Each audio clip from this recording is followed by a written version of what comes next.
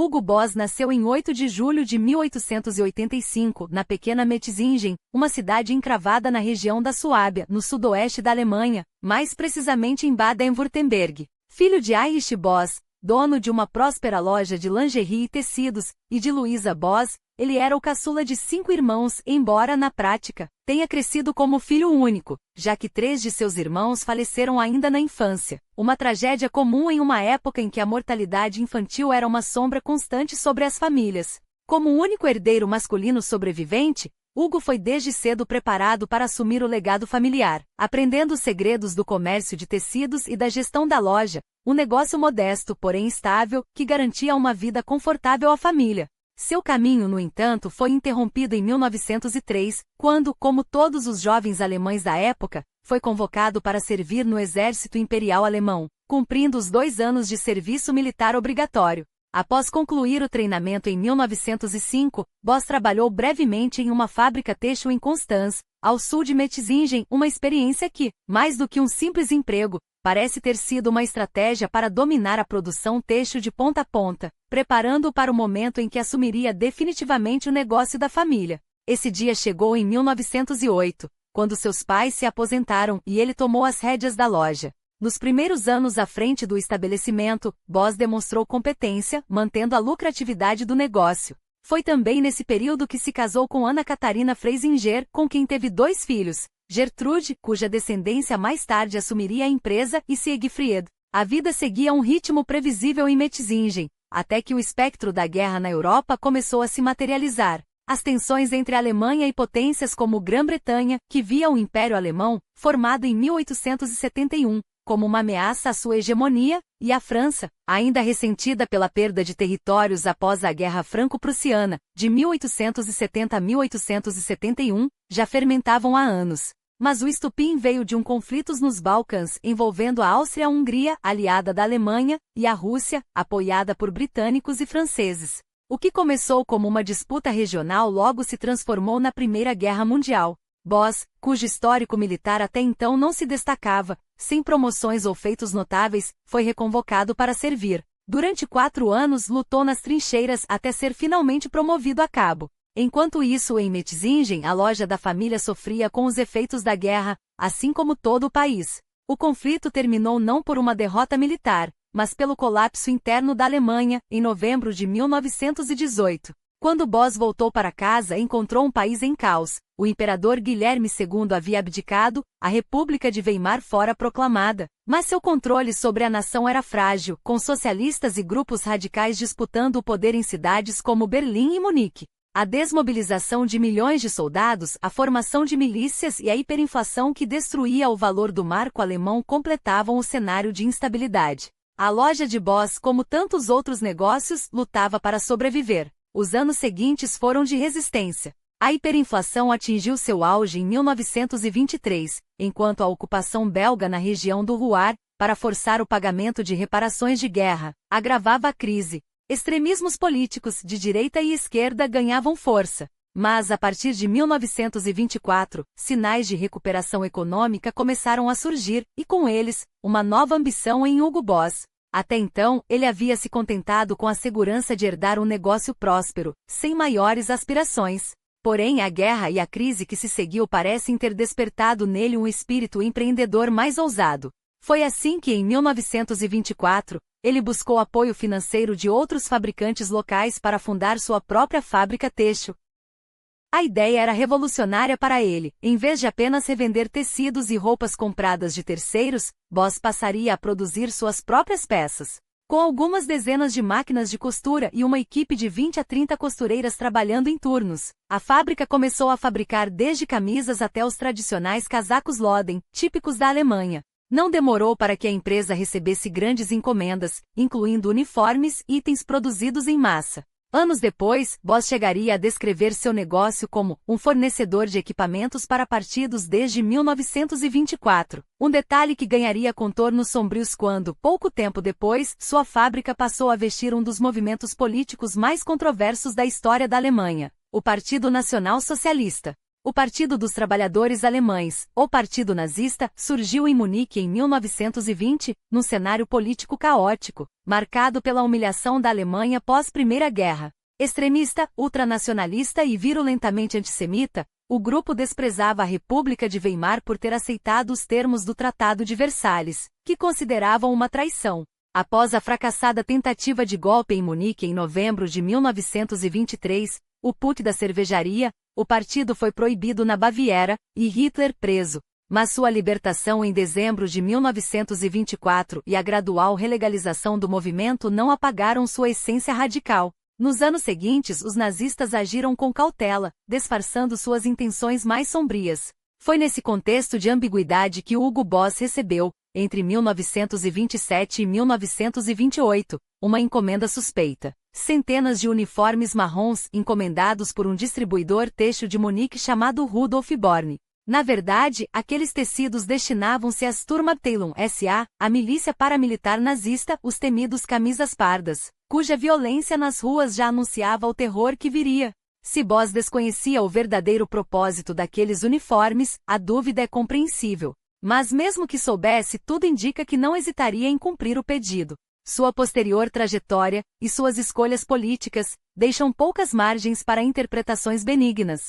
Os anos 1920 haviam sido uma era de prosperidade ilusória. A economia global expandia-se em ritmo vertiginoso, com crescimentos anuais de 4% na Alemanha e uma explosão de 40% no PIB americano. A era do jazz, como ficou conhecida, alimentada por crédito fácil e especulação desenfreada. Boss, como muitos empresários, surfou nessa onda, ampliando sua fábrica em Metzingen. Mas o castelo de cartas desabou em outubro de 1929, com a quebra da Bolsa de Nova York. A Grande Depressão arrasou a Alemanha, já asfixiada pelas dívidas de guerra, e o negócio de Boss entrou em colapso. Em 1931, a falência era inevitável. A demanda por roupas, exceto o essencial, evaporara. Seus credores, porém, lhe ofereceram uma tábua de salvação: 6 máquinas de costura.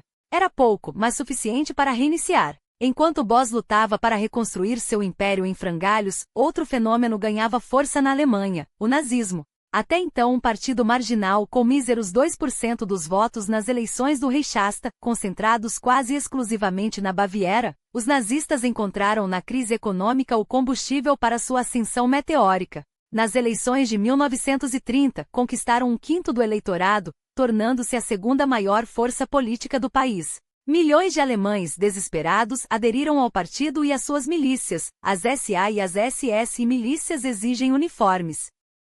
Foi nesse contexto que, em 1931, Hugo Boss tomou uma decisão que mudaria sua história. Filiou-se ao Partido Nazista, recebendo o número de membro 508.889.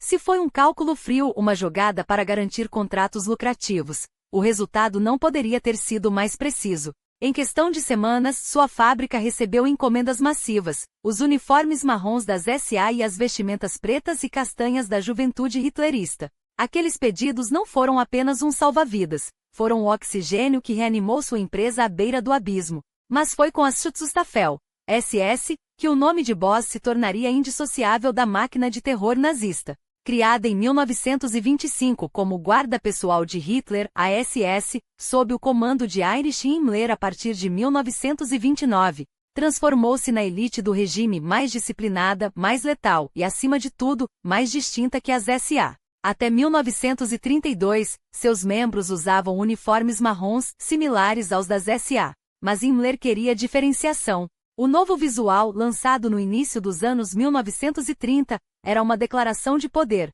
preto impecável, com a braçadeira vermelha adornada pelas runas da SS, é um símbolo que evocava tanto o misticismo ariano quanto o medo. E quem produziria aquelas vestes sinistras em escala industrial? Hugo Boss. É importante esclarecer: Boss não criou os uniformes das SS. Essa tarefa coube a 2 homens cujas biografias revelam quão profundas eram as raízes do mal no regime. O primeiro, Walter Eck, designer gráfico da empresa Ferdinand Hofstadter em Bonn, foi contratado em 1929 para desenvolver o emblema da SS. Aquelas runas entrelaçadas, semelhantes a 2 S cortados por raios. Eck, que já integrava as SA, recebeu apenas 2,50 marcos pelo trabalho, equivalente a $2 da época, mas seu legado seria muito mais valioso para os nazistas.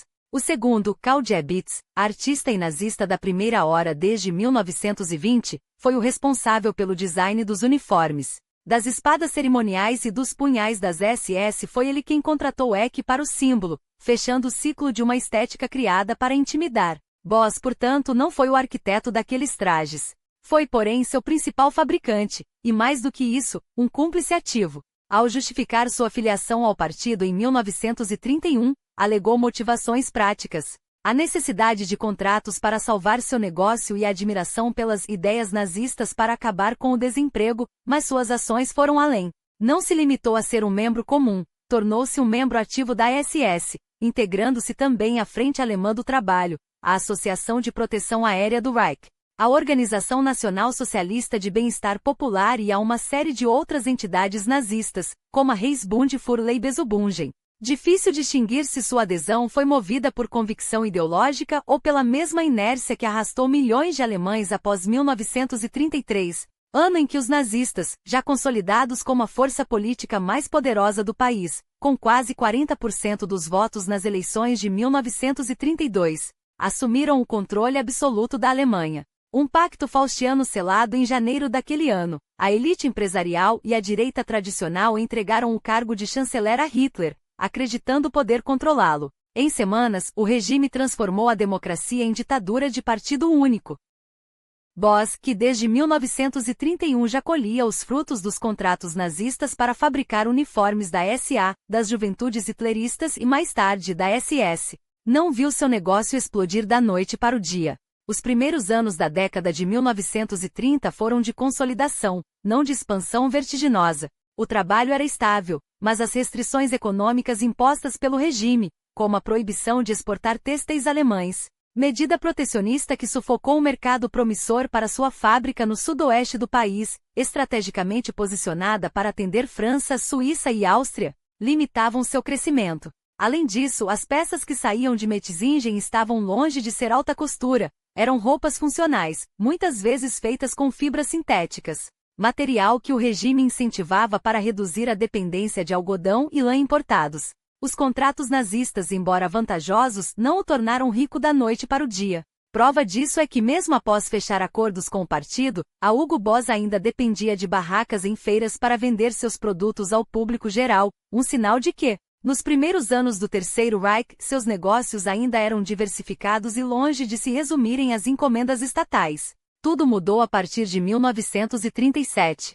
Com a expansão acelerada do exército alemão e das organizações paramilitares nazistas, os pedidos de uniformes dispararam. Como lembrou anos depois uma ex-costureira que trabalhou na fábrica durante toda a década de 1930, quando as grandes encomendas começaram a chegar, ficamos tontos de alívio. Tínhamos a sensação de que finalmente havíamos chegado. Os números confirmam essa virada. Em 1932, a receita da empresa girava em torno de 38 mil Reichsmarks, equivalente a cerca de 27 mil na moeda da época, um valor respeitável para os padrões da Grande Depressão, mas modesto para uma empresa com quase 50 funcionários e alguns contratos já em mãos. Em 1936, esse número saltou para 200 mil Reichsmarks, e nos 2 anos seguintes, ultrapassou a marca de 500 mil, atingindo mais de 1 milhão em 1940. Em paralelo, a força de trabalho de Boss crescia no mesmo ritmo. Em 1932, quando os primeiros sinais de recuperação apareceram com os contratos nazistas,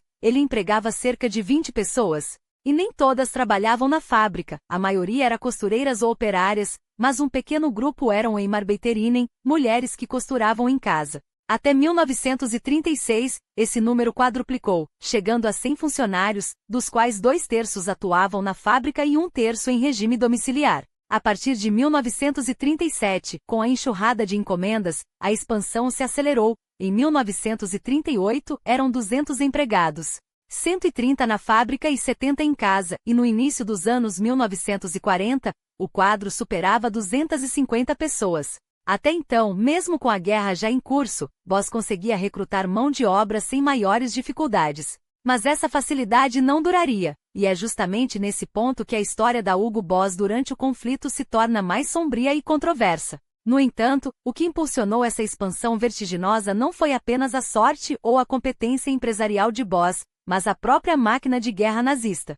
Embora Hitler e seu círculo íntimo sempre tivessem planejado uma nova guerra europeia para vingar a derrota de 1918, a expectativa inicial era de que a Alemanha só estaria pronta para o conflito em 1941 ou 1942. Mas a recuperação econômica surpreendeu. A reindustrialização avançou mais rápido que o esperado, enquanto Grã-Bretanha e França, distraídas com suas próprias crises, não acompanharam o ritmo da remilitarização alemã. O resultado? Um cronograma de guerra adiantado e uma política externa cada vez mais agressiva. A anexação da Áustria em março de 1938, a ocupação dos Sudetos em setembro do mesmo ano e, finalmente, a invasão da Tchecoslováquia em março de 1939.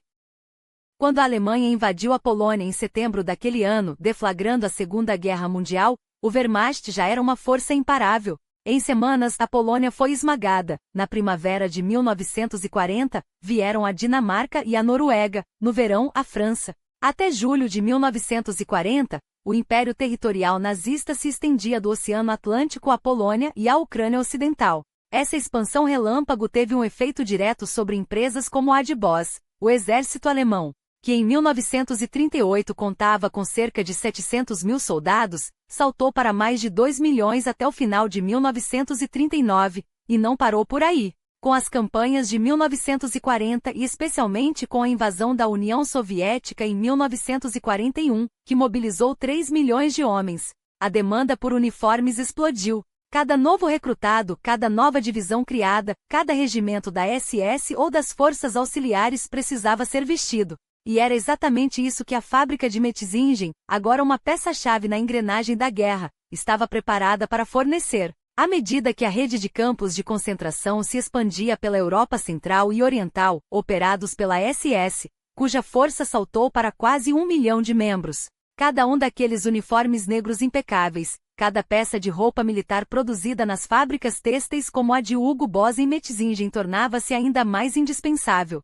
Mas não era apenas a demanda por uniformes que crescia exponencialmente. A própria guerra estava reconfigurando a economia alemã de maneira brutal. Com milhões de jovens e homens em idade produtiva convocados para as frentes de batalha, o Reich enfrentava uma escassez crítica de mão de obra. Mulheres foram recrutadas em massa para ocupar postos em escritórios e fábricas, mas nem mesmo isso foi suficiente para preencher o vazio. Foi então que o regime nazi recorreu à solução mais sinistra, o trabalho forçado. A partir dos primeiros anos da década de 1940, a Gestapo e outras autoridades nazistas começaram a identificar, detê-lo e deportar homens e mulheres dos territórios ocupados, transformando-os em peças descartáveis da máquina de guerra alemã. Poloneses e tchecos foram os mais atingidos, vítimas preferenciais de um sistema que os considerava sub-humanos.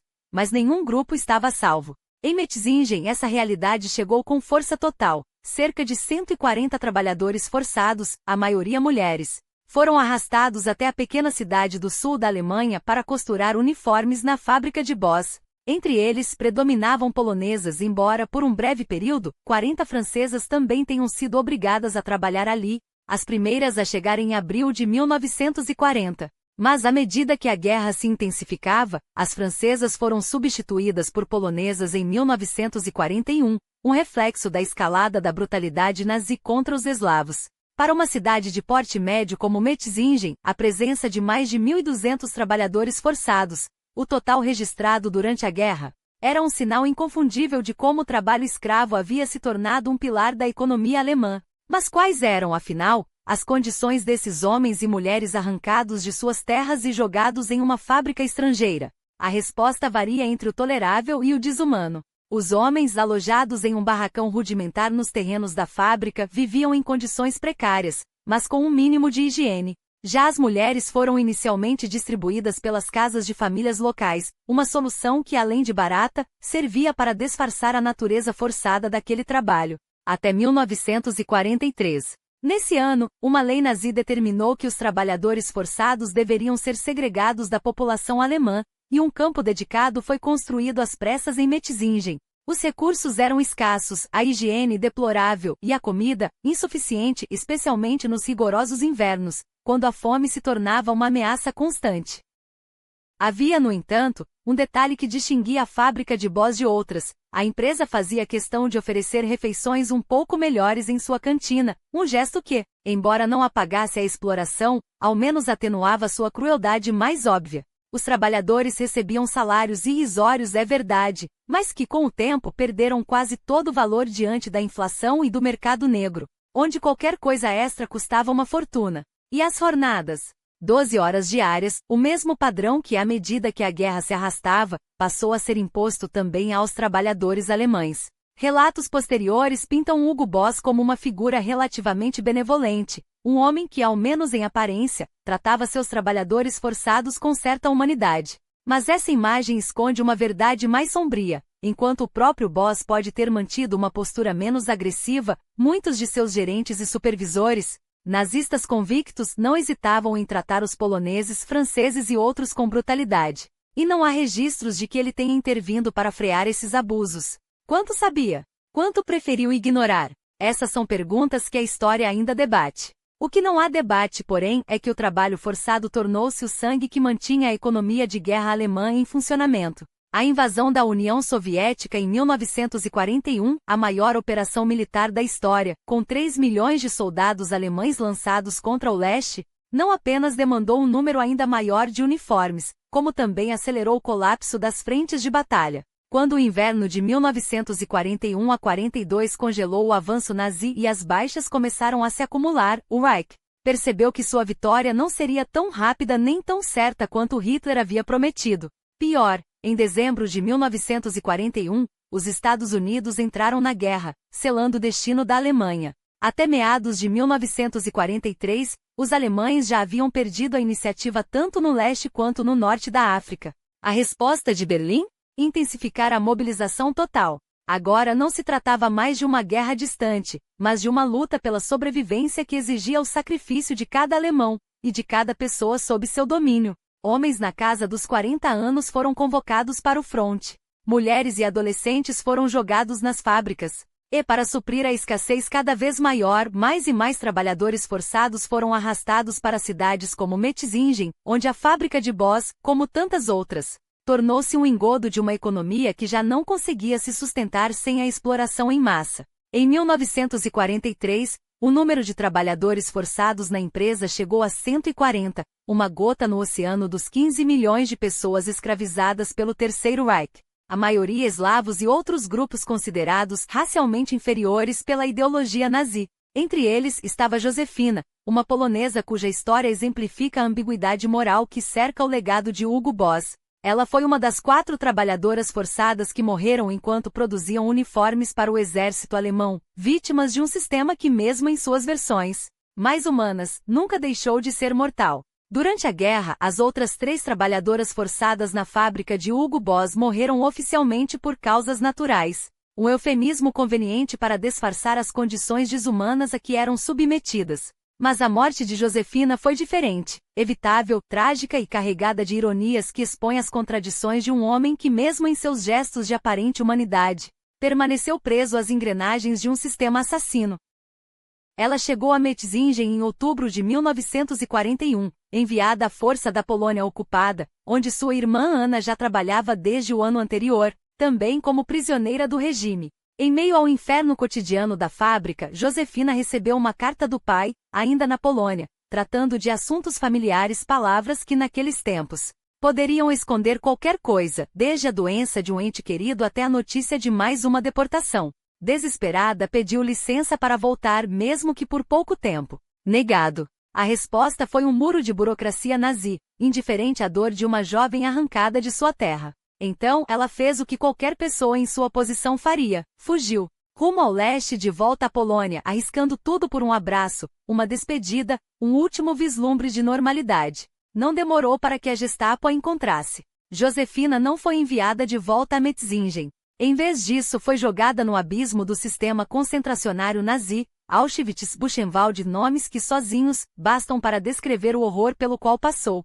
Mas aqui entra um detalhe que, à primeira vista, poderia ser interpretado como um gesto de clemência. Hugo Boss soube onde ela estava, e, em um movimento incomum para a época, interveio. Ordenou que fosse trazida de volta à sua fábrica. Não foi um ato de bondade desinteressada. Trabalhadores forçados eram propriedade valiosa do Reich, e Boss, como qualquer bom homem de negócios, não queria perder um recurso já treinado. Ainda assim, o fato de ele tê-la resgatado, ainda que para devolvê-la à servidão, cria uma camada de ambiguidade em sua conduta. Ele não a puniu pela fuga, mas o capataz da fábrica sim. Recusou-lhe assistência médica, mesmo com seu corpo devastado pelos campos. Josefina, que já havia sobrevivido ao indizível, quebrou. Um colapso físico e mental a levou a uma licença médica de 3 meses, um privilégio quase inédito para uma trabalhadora forçada. Quando esse período terminou, ela não suportou a ideia de voltar ao inferno da produção têxtil. Em abril de 1943,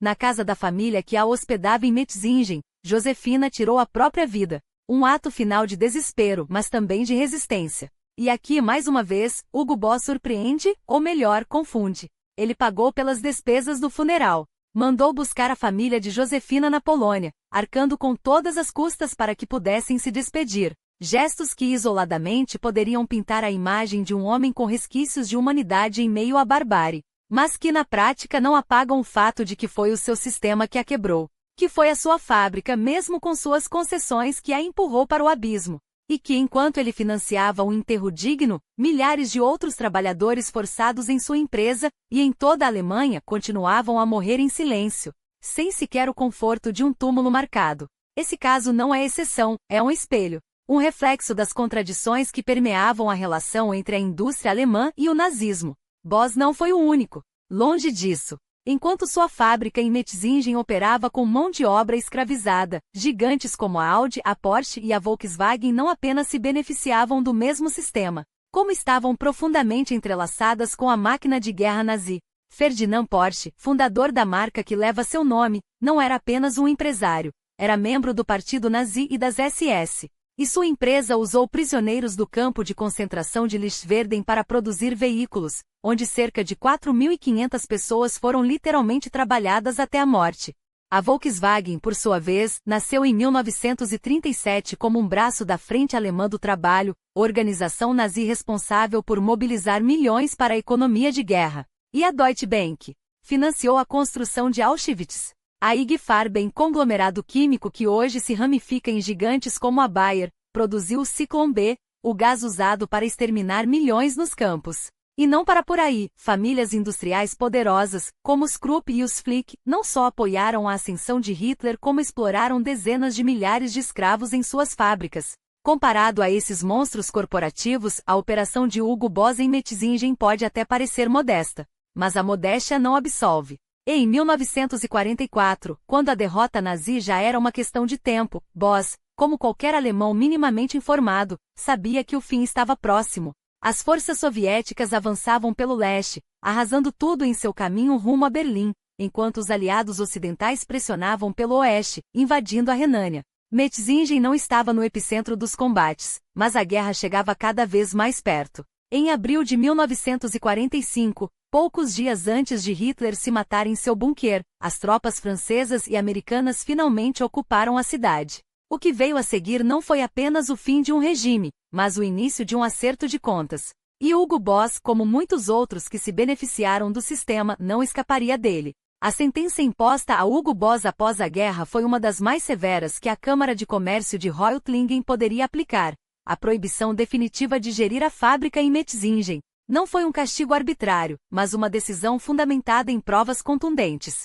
Sua filiação precoce ao partido nazi desde 1931, 2 anos antes da ascensão de Hitler ao poder, já o colocava em posição suspeita. Mas o que selou seu destino foi a combinação de 3 fatores inegáveis: o enriquecimento direto através dos contratos com o regime, a produção em massa de uniformes para as forças mais sinistras do Terceiro Reich, e acima de tudo sua conexão com Georg Hatt, um alto funcionário nazista em Metzingen, cuja reputação de brutalidade durante a guerra era notória. Para os juízes da desnazificação, não havia espaço para dúvidas. Boss não era um mero simpatizante, mas um colaborador ativo. No entanto, a justiça do pós-guerra nem sempre foi uniforme. Boss recorreu da decisão, e surpreendentemente conseguiu. Seu status foi rebaixado de ativista para seguidor do regime, uma classificação que, embora ainda condenável, lhe poupou de sanções mais duras. Essa revisão não foi um milagre jurídico, mas um reflexo das circunstâncias geopolíticas da época. Na zona de ocupação francesa onde Metzingen se encontrava, o processo de desnazificação foi notavelmente mais brando do que nas zonas britânica ou americana. A França, afinal, carregava seu próprio fardo de colaboração. O regime de Vichy havia demonstrado que a cumplicidade com os nazistas não era uma exclusividade alemã. Em um continente ainda ferido, a linha entre justiça e conveniência política muitas vezes se esvaía. Boss pode ter escapado de uma punição mais severa, mas não escapou das consequências da guerra. A Alemanha de 1945 era um país de ruínas, não apenas de prédios, mas de vidas. A desnutrição, as doenças e a escassez de medicamentos transformaram até mesmo infecções banais em sentenças de morte. Em agosto de 1948, um abscesso dentário não tratado, algo que em tempos normais seria resolvido com antibióticos, espalhou uma infecção letal pelo seu corpo. Ele morreu aos 63 anos, vítima não de um pelotão de fuzilamento, mas da devastação silenciosa que a guerra deixou para trás. Ironicamente, o homem que vestira os algozes do regime sucumbiu à mesma miséria que seus uniformes ajudaram a impor a milhões. Antes mesmo de sua morte, porém, o legado de Hugo Boss já havia mudado de mãos. Seu genro, Eugene Rolle, casado com sua filha Gertrude, assumiu o controle da empresa, proibido que estava o próprio Boss de gerenciá-la. Os primeiros anos foram de luta. A fábrica que outrora produzira uniformes para as divisões mais temidas da Alemanha agora tentava sobreviver em uma economia arrasada. Mas Rolle, com a resiliência que a necessidade impõe, conseguiu fechar contratos para uniformes civis no final dos anos 1940. Foi apenas o início. Na década de 1950, a Hugo Boss deu um passo ousado, abandonou o nicho militar e passou a produzir ternos masculinos. A aposta deu certo. Quando Rolle se aposentou nas décadas de 1960, a empresa já era uma referência em trajes masculinos na Alemanha. Mas foi com a próxima geração, seus filhos, Jochen e Uwe, que a Hugo Boss se transformou em um império. Eles entenderam algo que poucos enxergavam na época, o poder de uma marca. Em vez de se contentarem com o mercado doméstico, miraram no mundo.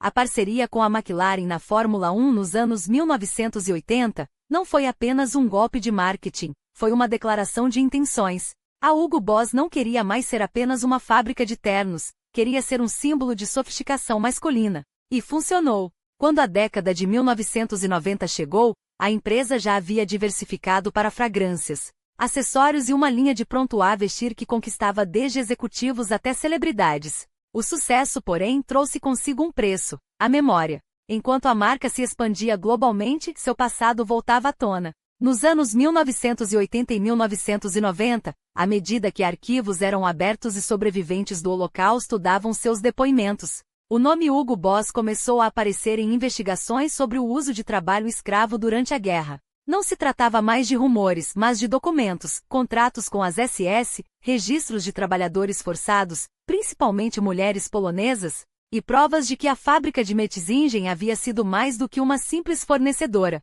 Havia sido uma engrenagem na máquina de guerra nazista. A pressão cresceu. Em 1997, a divulgação de contas bancárias suíças reacendeu o debate, e um processo judicial foi movido contra a empresa por sobreviventes do Holocausto. Diante do escrutínio, a Hugo Boss poderia ter se escondido atrás de advogados e comunicados vagos. Em vez disso, fez algo incomum: financiou uma investigação independente sobre seu próprio passado. O resultado foi o livro Hugo Boss, de 1924 a 1945, uma fábrica de roupas entre a República de Weimar e o Terceiro Reich, do historiador Roman Koster, publicado em 2011. Pela primeira vez, os arquivos da empresa foram abertos, os números foram confrontados e a verdade, por mais inconveniente que fosse, foi exposta sem meias palavras.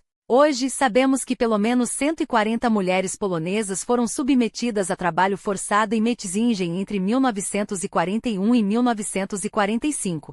Sabemos que Boss não era um fanático ideológico, mas um oportunista que soube tirar proveito de um sistema criminoso. E sabemos também que, embora não tenha sido um monstro como outros industriais alemães, cujas empresas foram construídas sobre o sofrimento de dezenas de milhares, sua cumplicidade foi real, tangível e lucrativa. Então, como julgar Hugo Boss? Foi um vilão ou apenas mais um homem comum corrompido pelas circunstâncias?